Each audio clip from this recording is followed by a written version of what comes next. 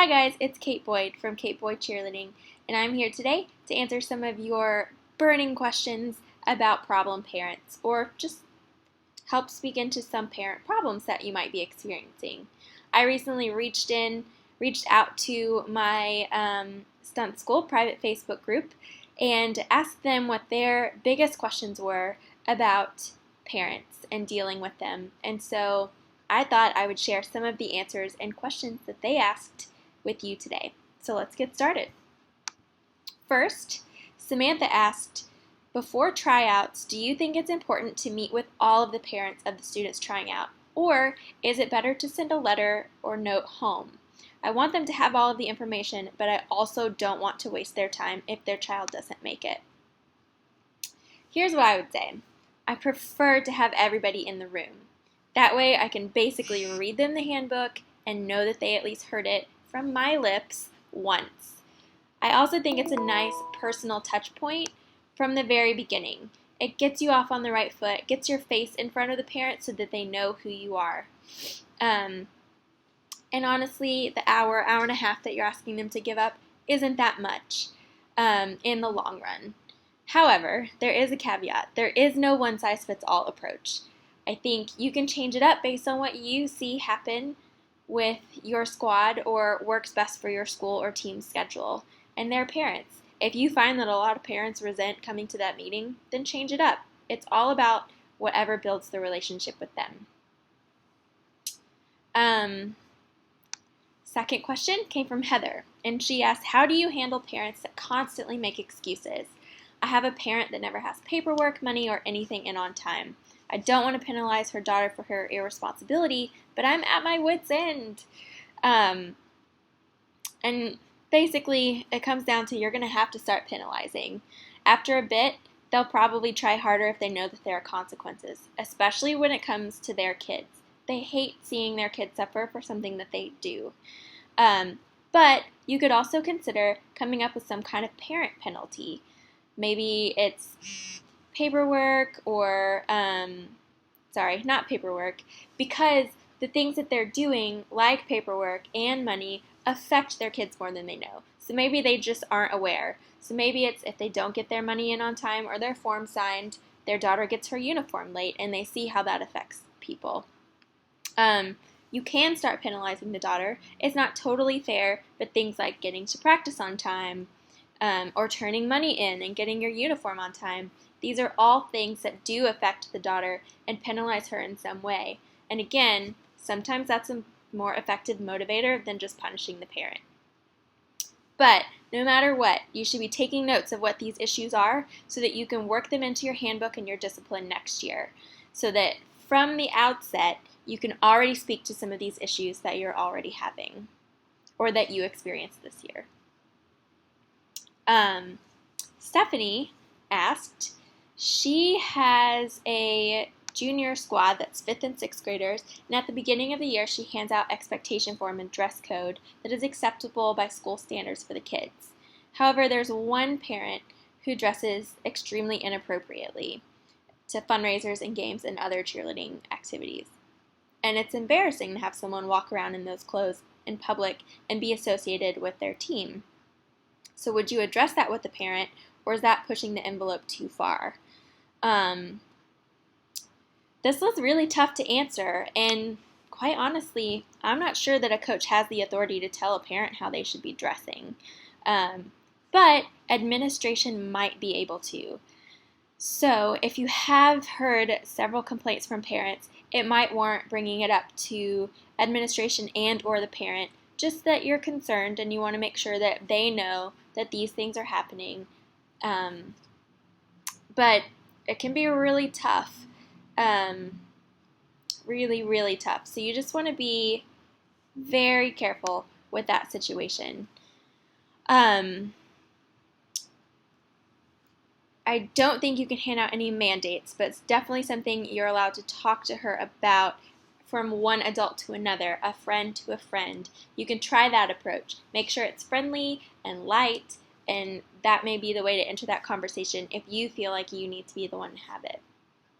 So another question that Stephanie has is that a different parent constantly tries to be the coach. How do you handle that? Well, when it comes to that, that's tough also because you need to make sure that the cheerleaders know that it's you in charge and not someone else. So maybe you need to close practices or make sure that parents aren't allowed on the sideline or able to communicate with their daughters and sons on the sideline. It needs to be really clear, and you need to be and you can ask her to be really respectful of that. There are times where you can keep her feeling like she's a little involved by asking her opinion, getting her suggestions, and things like that. But again, that's a private conversation and not in public. And if she doesn't respect your suggestions in that way, you can involve the administration. Rochelle asked, how do you help prepare parents to understand that there is a risk in cheerleading, and how do you support and empathize with them and their cheerleader in the event of an injury while also being careful not to admit fault? So this is tricky in a whole different way because cheerleading has evolved so much since many of these parents were in high school. And sure, they're getting younger now because that's what happens with parents as you get older, they get younger, unfortunately. So it's not as dramatic of a change, but it's still changed. And this is really something that you need to get ahead of and bring up at the beginning of the season, especially when reviewing expectations for doing stunts and some of your own qualifications. So like if you have safety certifications and things like that, you need to bring those to the table from the beginning so that they feel confident that you're the person for putting the life of their daughter in your hands. Or as you get close to competition season when you're working more difficult skills, it's a good time to remind them to try to keep their cheerleaders healthy and rested because of all the physical strain that they'll be experiencing. As for the second item, empathizing without admitting fault, I think it's definitely possible. Obviously, you're going to be genuinely sorry, and you can say that. You can say, oh, I'm so sorry that you're going through this or feeling this way or that this happened. And you can absolutely, in fact, you need to make sure that their child gets the help that they need, whatever that is. But you don't have to say it was your fault. The truth is, cheerleading is dangerous, and it requires a lot of people to do the right thing at the right time. And that's just what happens. Sometimes you can have all the safeguards in place, and it still goes wrong. So, though you should keep in mind that technically the cheerleader was in your care, you can be mindful of that and how they might perceive you, and just be ready for any pushback because you're probably going to get some. But always keep records and remember the guidelines you have and to stick with those guidelines. Make sure that you're following those things and that you're doing the best you can to create a safe environment. Here's the bottom line though. This is an emotional thing. When your child gets hurt, it's an emotional thing. You can't expect parents to react rationally all the time. So you just need to make sure that you're ahead of it, that you're always doing what you need to do, and that you can kind of prove that when it comes down to it. And then Tracy, this is our last question. Tracy asked, how do you deal with the parent that's always late picking up their child? Man, don't they ask some good questions? This one is hard because here's the bottom line. You can't leave their child alone at school just hanging out there. So what I suggest is that you try to help them find a solution. Call them, let them know that you've noticed a pattern, that they haven't been able to pick up their child on time.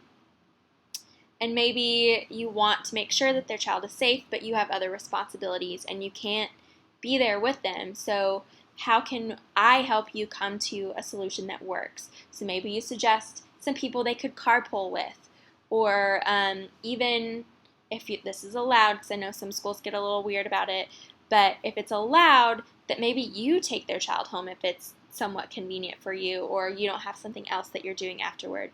Really approach the problem from the angle of having a solution, because that at least gets their minds going and it shows that you're on their side and that you're not accusing them.